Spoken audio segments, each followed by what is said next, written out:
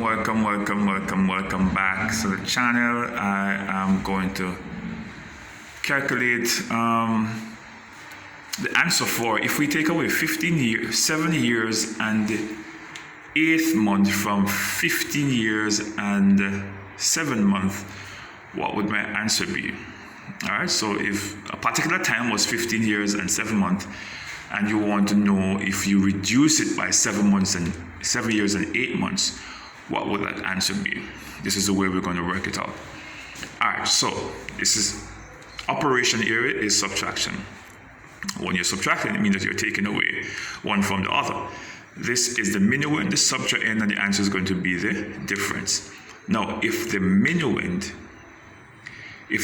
is smaller than the subtrahend, you're going to have a problem. You'd have to borrow from somewhere. The same way you do in your base 10 calculation, where you'd have borrowed over here and bring over here. Borrow from the 10, bring it over to the 1 to make it 17.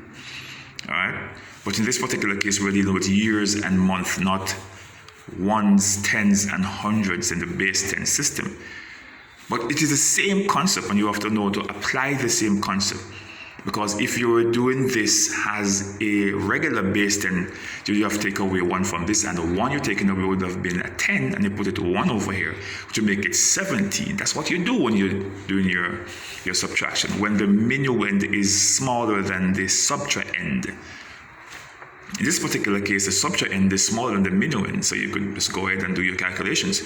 But in this particular case, where your minuend is smaller than your subtrahend, then you're going to have to borrow from somewhere. All right, so we have established, let us establish something. How many months make a year? All right, 12 months make 1 year. 52 weeks, I'm mixing it up. 52 weeks make a year. 12 months make 1 year. So what we're going to do, we're going to borrow 1 here from here. So it's going to be 14 over here, and we're borrowing 1 here. And that 1 here is going to be how many months? It's going to be 12 months. So we have to now add the 12 plus the 7 to give us 19. I hope I did not lose you there. Let me go again. This is 15 years, and we're borrowing 1 year from the 15 year to bring it over here because our minuend is smaller than our subtrahend. We can't take away 8 from 7. We take away 1 here, leave 14 years. The 1 here we carry over here is going to be 12 months because we're taking it to the months column. The 12 months we have borrowed in this 1 here, added to the 7 months that was already there, it gives you a total of 19 months. And then 8 from 19 is going to give us what? 8 from 19 is going to give us 11. Am I correct? They're going to give us 11. So we're going to have 11 months on this side.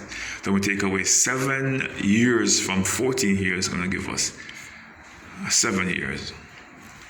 So it is clear to say that 15 years and 7 months reduced by 7 years and 8 months leaves us with 7 years and 11 months.